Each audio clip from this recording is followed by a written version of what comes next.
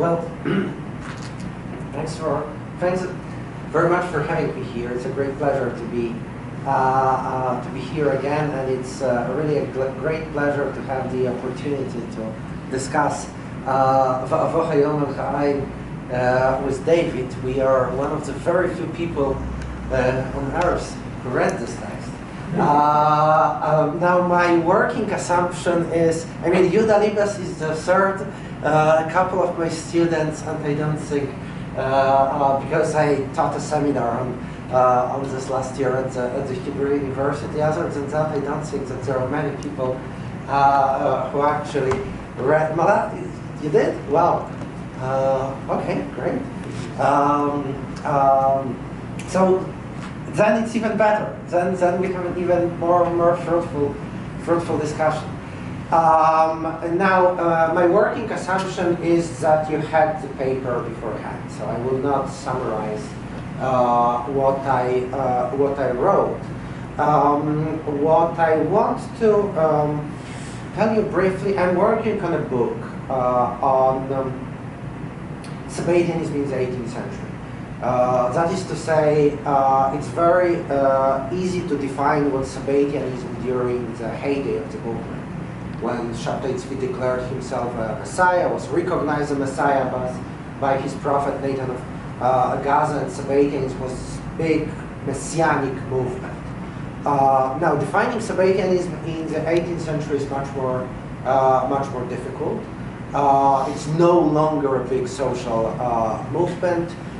Most works commonly associated with Sabbatianism do not mention Shabtai Tzvi by name.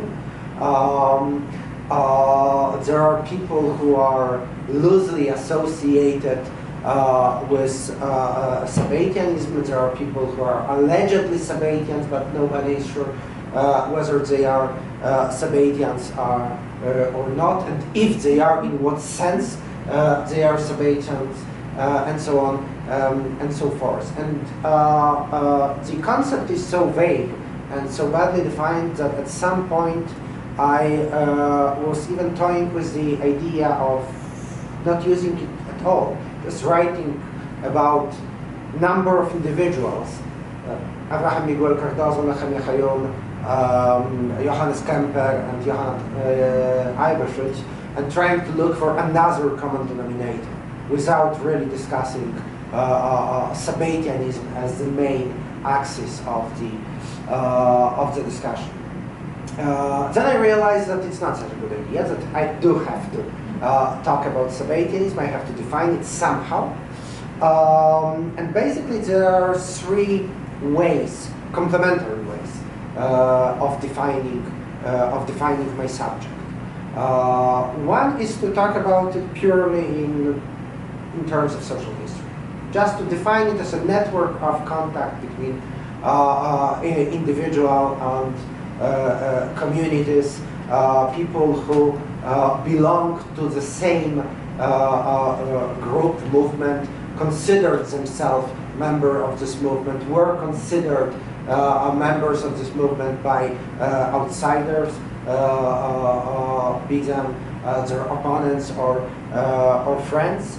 And then you can discuss the social profile, then you can discuss the geographical distributions. There are clearly some centers, geographical centers of this movement, and so on and so forth. Now, another aspect is to talk about central ideas, right, that are discussed by Sabbatian thought or Sabbatian theology or theosophy.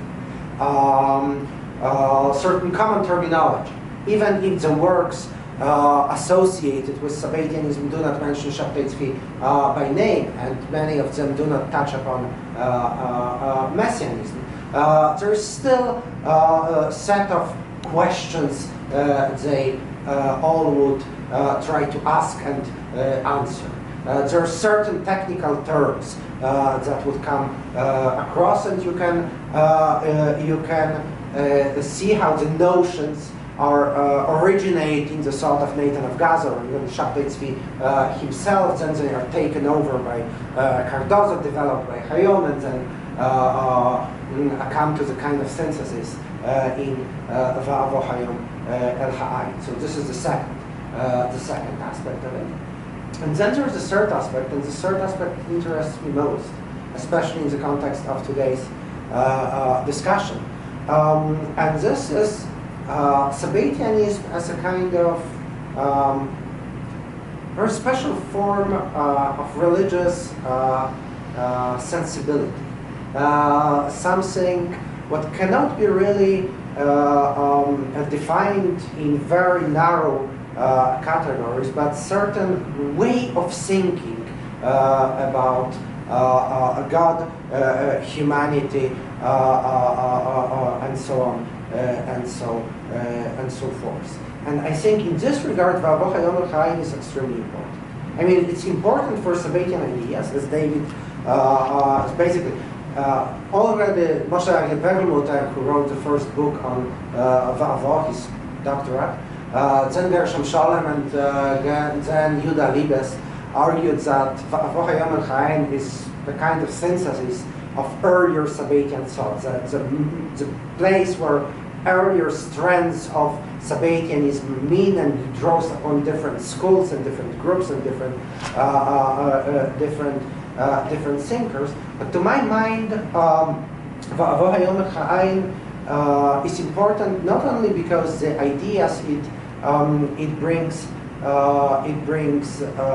force, but also about the way it discusses these ideas, the way this text is written, and the way it expresses the certain kind of existential condition. Now, in this regard, and I think I mentioned it in this paper, I think the central theme of this book is an attempt to understand what being in exile is all about. I think this is the central theme. Shabtai in the 18th century is not about Shabtai Tzvi. It's not about Messianism anymore.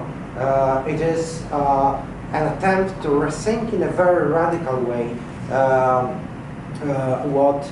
what it means to be in exile. What is exile? What is the exile of the Shekhinah? What is the exile of God of Israel? What is the exile of the people of Israel? And what is the exile of entire humanity?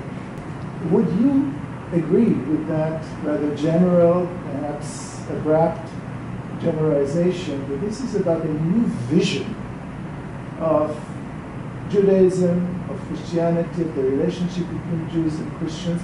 Perhaps this shows us that the 18th century, perhaps the radical Jews of the time, who were Sabbateans, who could allow themselves to separate, who have already separated themselves from what you could call conventional wisdom and Jewish messianism, have brought us in some ways the pangs of modernity. A wish to reform in some ways Judaism, Christianity, and their relationship between the two.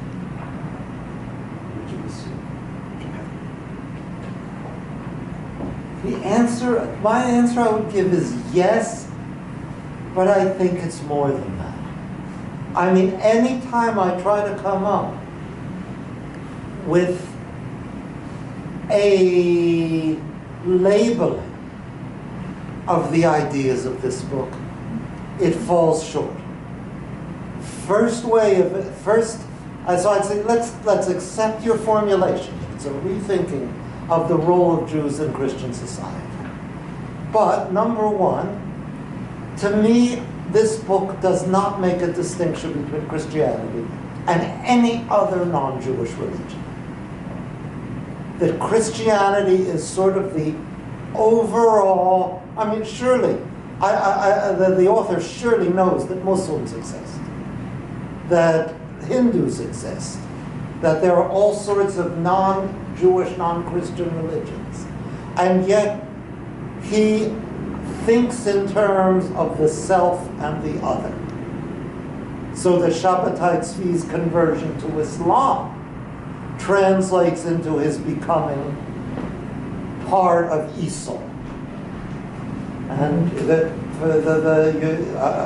most of you, I'm sure, realize that in traditional Jewish thought, and I think the author picks up on this, Esau and Edom are code words for Christianity. Furthermore, I don't think it's just the place of Jews in Christian society. Pavel has spoken of it as the place of the Christian God. And I would even call it something more. The God who is represented in Christianity, who is a real God, and how he relates to the equally real, lower in rank, but in some ways much more helpful, Jewish God.